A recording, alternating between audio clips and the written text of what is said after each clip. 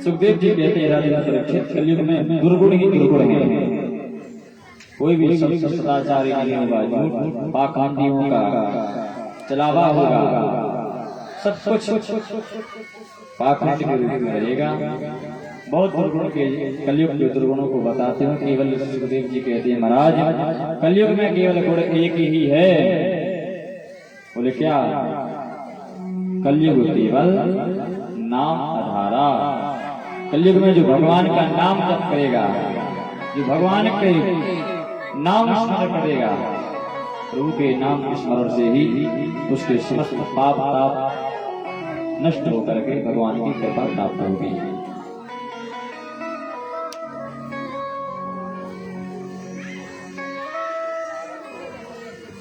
अंत में बड़े ध्यान दें, सुखदेव जी महाराज परीक्षित को एक दृष्टांत सुनाते हैं। बड़े ध्यान से सुनना।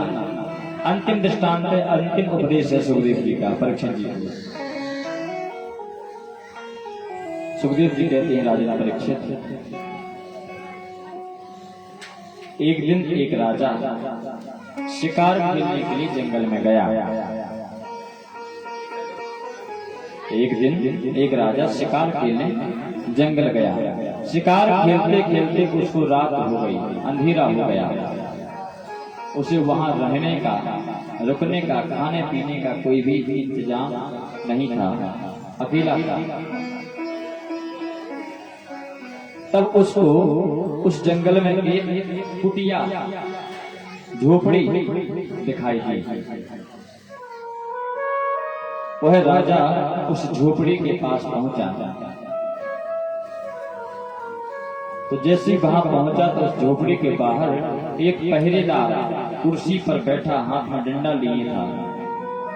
जैसे इस राजा ने कुटिया में प्रवेश किया, तुरंत उसने डंडा लगाया, नहीं अंदर नहीं जा सकते बिना आज्ञा के।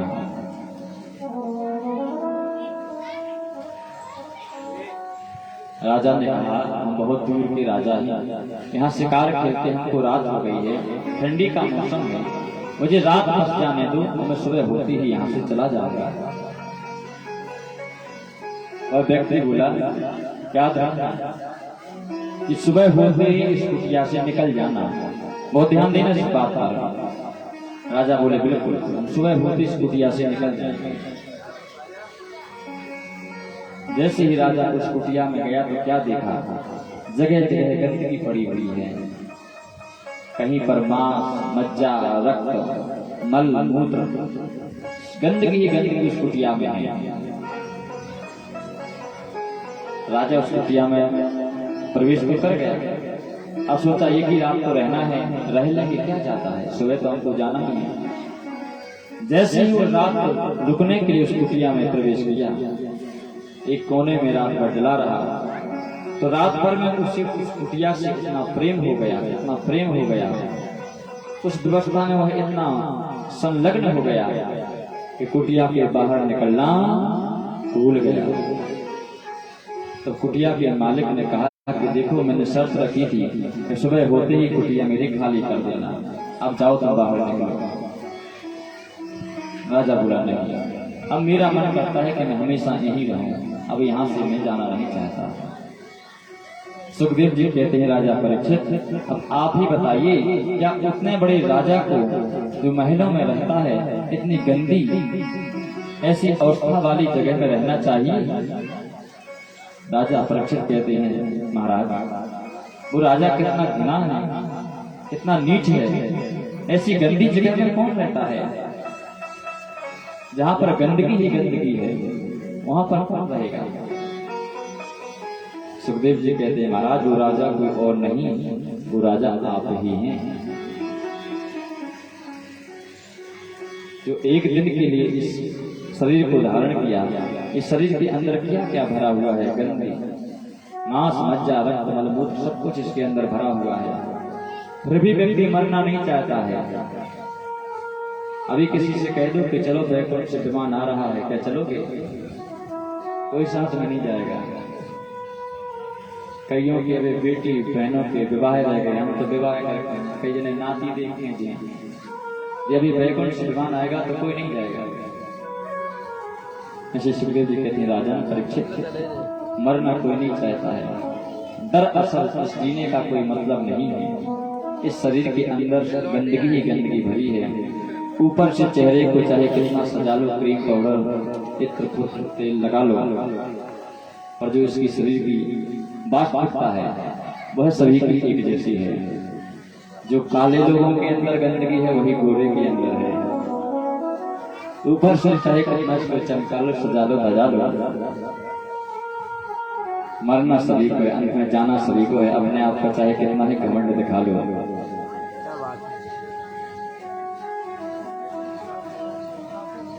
परीक्षित जी कहते हैं, महाराज सुखदेव, मैं आपकी बात को समझ गया। अब मेरा भी इस कुटिया में रहने का बिल्कुल मन नहीं है। मैं तो भूल ही गया था कि मैं यहाँ पर आया इसलिए हूँ, इस कुटिया में रुका किस लिए हूँ। मैं तो सिर्फ एक रात के लिए आया था, पर इस संसार रूपी चक्र में कुचक्र में फंस गया। पुत्रों में, बच्चों में, परिवार में, पत्नी में मैं बट गया। संसार इस परिवार ने हमको ऐसे जकड़ के रखा है कि अब हम जाना नहीं चाहते थे। पर महात्मा, आपने जो कथा सुनाई मुझे परम आनंद आया। मैं जान गया कि ना कोई संसार का अपना है, ना कोई प्रिय हितैषी अपना है, केवल भगवान ही अपने हैं, जो क्षण क्षण पड़ पड़ प्रत्येक कष्ट में व्यक्ति को सहारा देते हैं, कृपा करते हैं। अब मुझे नहीं रहना। सुखदेव जी महाराज का राजा परीक्षित ने वंदन किया।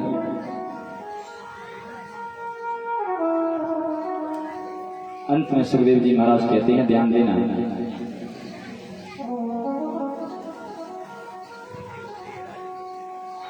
करारविंदेन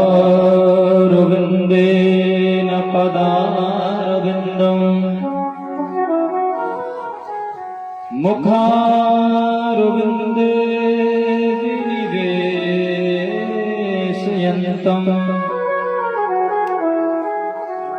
बटश पत्रश पुटे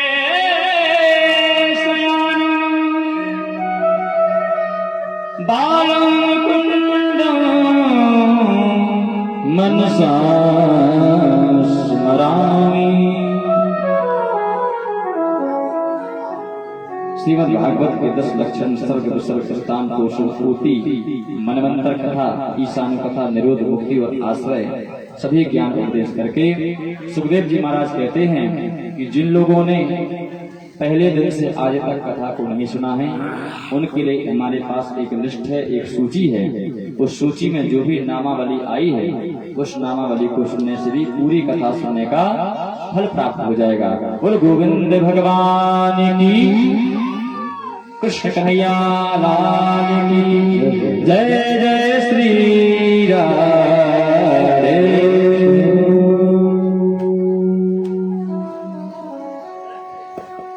जिन लोगों ने 7 दिन से कथा नहीं सुनी उनके लिए, और जिनने सुनी है उनके लिए भी सूक्ष्म जो है विवरण दिया है, सूची दी है। सुखदेव जी ने कहा है कि प्रथम स्कंद में सुखदेव जी का जन्म, परीक्षित के जन्म का प्रसंग है।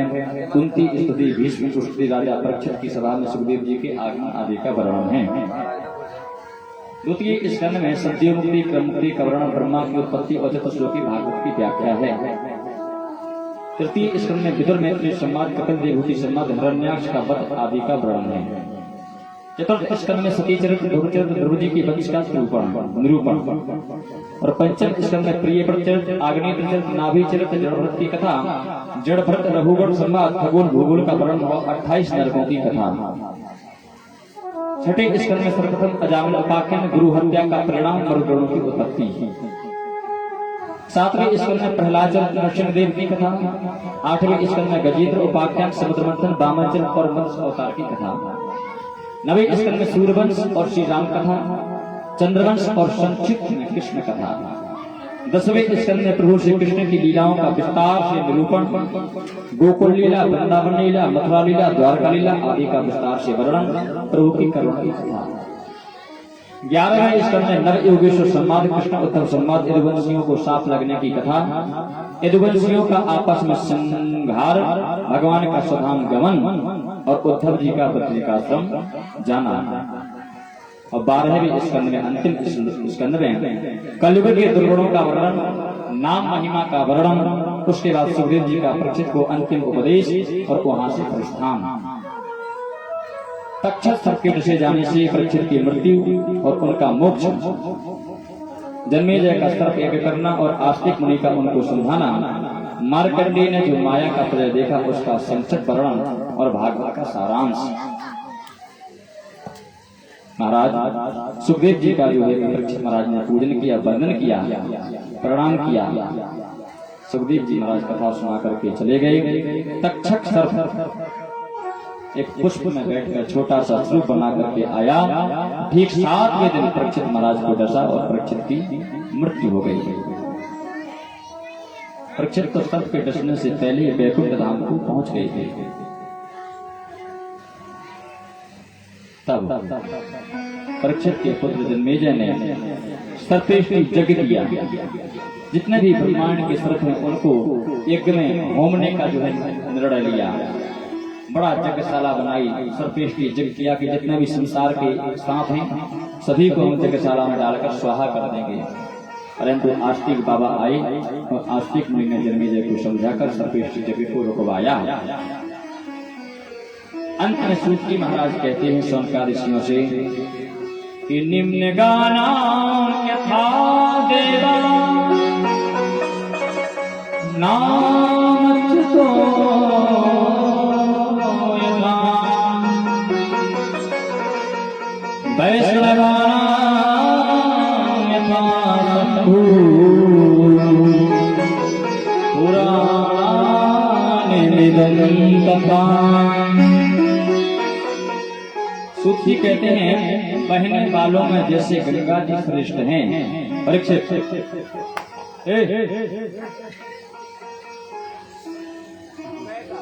सूफी कहते हैं कि बहने वालों में जैसे गंगा जी श्रेष्ठ हैं। देवताओं में अच्युत भगवान कृष्ण सबसे श्रेष्ठ हैं। वैष्णवों में शंकर जी भगवान सबसे श्रेष्ठ हैं। उसी प्रकार पुराणों में श्रीमद् भागवत महापुराण सबसे श्रेष्ठ है। बोले भागवत महापुराण की जय जय श्री राधे। हर सूक्ति कहते हैं क्षेत्राणां चैव सर्वेषां यथा काशी है नवोत्तमा तथा पुराण प्राणानां श्रीमद् भागवतम द्विजा। सूर्य कह रहे हैं जैसे क्षेत्रों में काशी सबसे अच्छा क्षेत्र, सबसे पवित्र क्षेत्र है, वैसे पुराणों में भागवत सबसे उत्तम, सबसे सर्वोत्तम पुराण है। भागवत पुराणों का तिलक है, वैष्णवों का परम धन है, परम हंसों की संहिता है। भक्ति, ज्ञान और वैराग का इसमें त्रिवेणी संगम है। और ऐसे भागवत रूपी त्रिवेणी में जो अवगाहन करते हैं, जो इस कथा को श्रद्धा मन विश्वास से श्रवण करते हैं, उन्हें एक न एक दिन गोविंद अवश्य मिल जाते हैं। बोले कृष्ण कन्हैया लाल की। अंत में सूफी कहते हैं कि जिनके नाम लेने से सभी पाप, सभी कष्ट, सभी दुखों का अंत होता है और भगवान की परम कृपा प्राप्त होती है। आइए हम और आप भी उस नाम का, उस मंत्र का उच्चारण करें। सभी लोग पालकी मार के बैठ जाओ। सुखासन में बैठिए, सुखी आसन है, इसमें बैठने से आपके घर में सुख शांति की प्राप्ति होगी। सभी लोग भाव से जो हम बोलेंगे उसको बोलना है। यह भगवान का अंतिम, भागवत जी का अंतिम श्लोक है। इसके बोलने से विद्यार्थी लगते विद्या जो पढ़ने लिखने वाले बच्चे हैं उनको विद्या प्राप्त होती है। धनार्थी लगते धनम, जो व्यवसायी हैं, नौकरी आदि करते हैं, बिजनेस करते हैं, उनके यहाँ धन की प्राप्ति होती है। रोगा के बचते रोगा, जो रोग से दुखी हैं उनके रोग नष्ट हो जाते हैं। जो जिस चिंता में, जो जिस भय से परे हैं, उनके समस्त दुखों का अंत होकर के भगवान की कृपा प्राप्त होती है। दोनों हाथों को जोड़िए भैया, मोबाइल दोनों हाथों को जोड़िए, सुखासन में बैठिए, बोलिए ओम, सभी लोग ओम हरि ओम। नाम संकीर्तनम यस्य, नाम संकीर्तनम यस्य, बोलिए नाम संकीर्तनम संकीर्तनम संकीर्तनम यस्य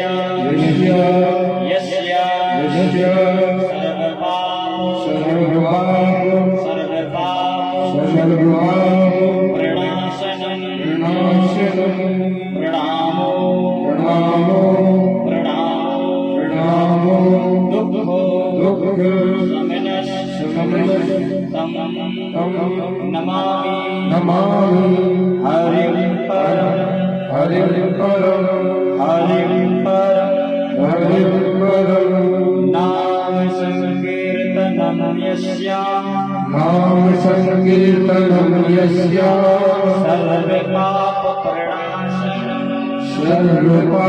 प्रणाशनम प्रणामो दुःखो शमनः नमामि हरिं परं नाम संकीर्तनं यस्य सर्वपाप प्रणाशनम् प्रणामो दुःख शमनः तं नमामि हरिं परं नाम संकीर्तनं यस्य सर्वपाप प्रणाशनम्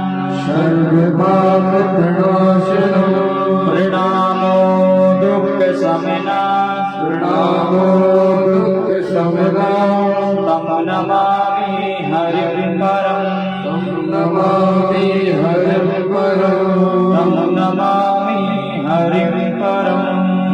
नमामि हरिं परं बोल भगवान पुराण की, श्री राधा कृष्ण भगवान की, लक्ष्मी नारायण भगवान की, राधा कृष्ण भगवान की, गुरु गोविंद भगवान की, जगती जगम्बे मातु की, स्थान के देवी देवताओं की, नगर बस्ती की, आज के आनंद की, समस्त भक्त वृंदों की, उनके माता पिता की, उनके गुरु गोविंद की, उनके काल सखाओं की, यजमान परिवार की, भागवत महापुराण की, राधा बिहारी लाल की, श्री श्री गुरुदेव भगवान की,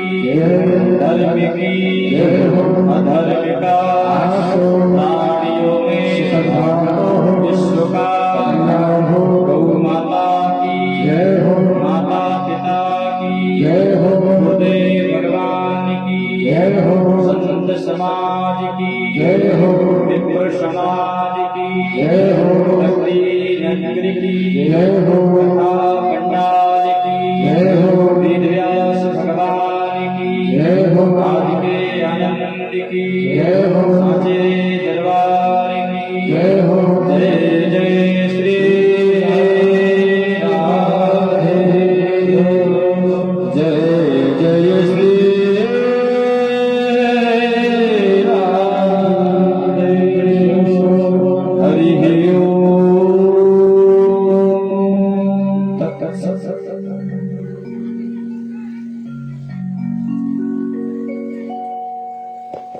इस प्रकार सुखदेव जी महाराज ने परीक्षित महाराज को यह सप्ताह श्रीमद् भागवत कथा सुनाई, जिस प्रकार से हमने आप सभी को अंत में जिन व्यास जी महाराज ने 7 दिनों से कथा सुनाई है।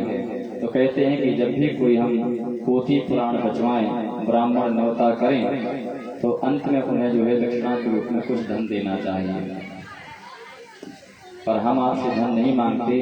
हमारा तो यही उद्देश्य है कि भगवान की भक्ति में संपूर्ण क्षेत्र ऐसे ही बना रहे। जब भी कभी इस गांव में, इस क्षेत्र में धर्म की बात आए, तो आप जैसे यहाँ पर अपना अधिक से अधिक समय निकाल कर रात के 2-2, 3-3 बजे तक समय दिया, ऐसे हमेशा धर्म की ध्वजा लहराते रहना, सदैव धर्म के कार्य में आगे खड़े रहना। बोल गोविंद भगवान की। कभी भी अपने माता पिता से, अपने बड़े भाइयों से, अपनों से, बड़ों से कभी असत्य मत बोलना, गलत मत बोलना, कभी किसी की निंदा मत करना, ईर्ष्या दोष मत करना।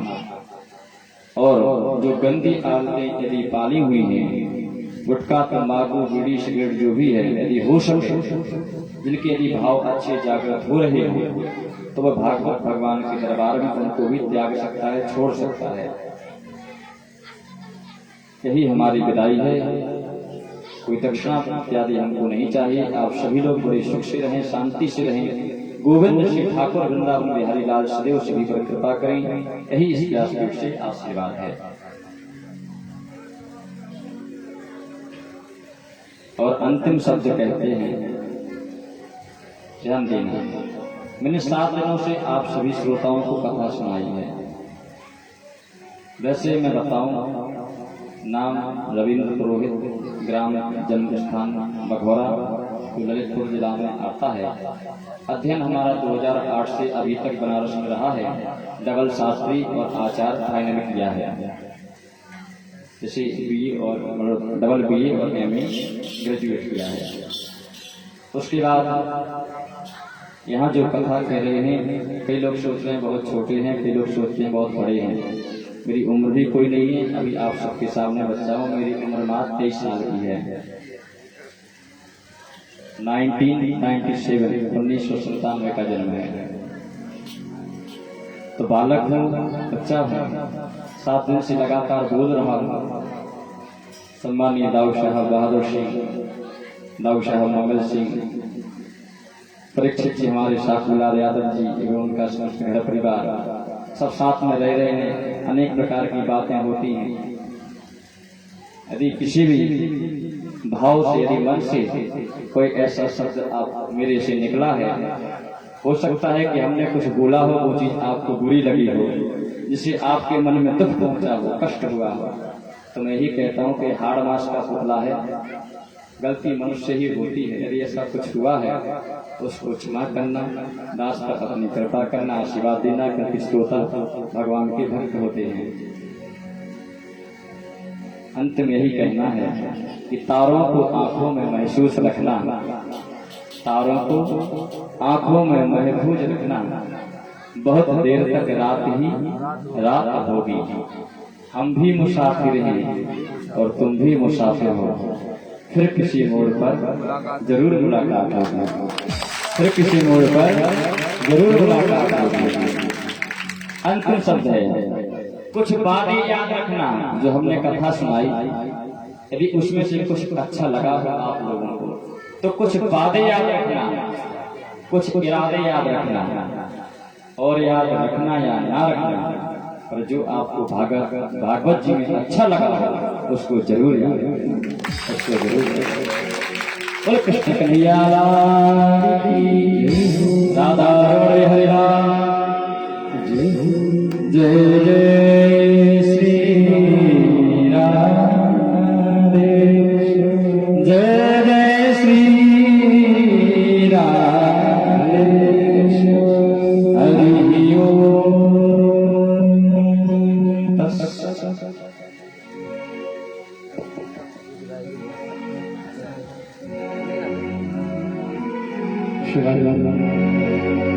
ओ दीवाना तेरा कान्हा, दीवाना हो तेरा कान्हा, दीवाना हो तेरा कान्हा, दीवाना हो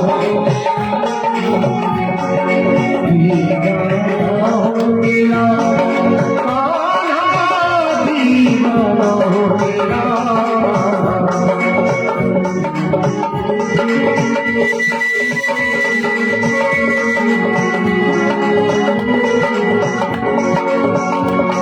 दीवाना हूँ तेरा कान्हा, दीवाना हूँ तेरा कान्हा, दीवाना हूँ तेरा कान्हा, दीवाना हूँ तेरा कान्हा, मुझे ज्यादा न कर पाना, श्याम ज्यादा न कर पाना, दीवाना हूँ तेरा कान्हा, दीवाना हूँ तेरा कान्हा, दीवाना हूँ तेरा कान्हा, दीवाना हूँ तेरा कान्हा।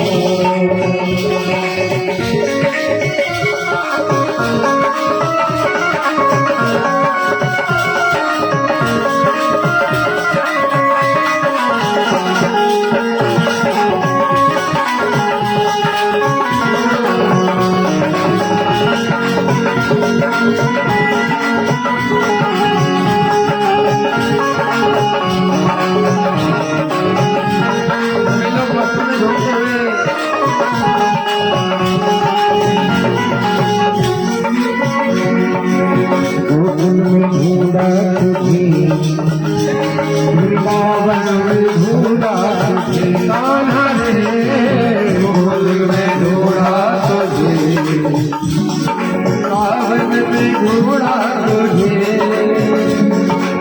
गोकुल में ढूंढा तुझे, वृंदावन में ढूंढा तुझे,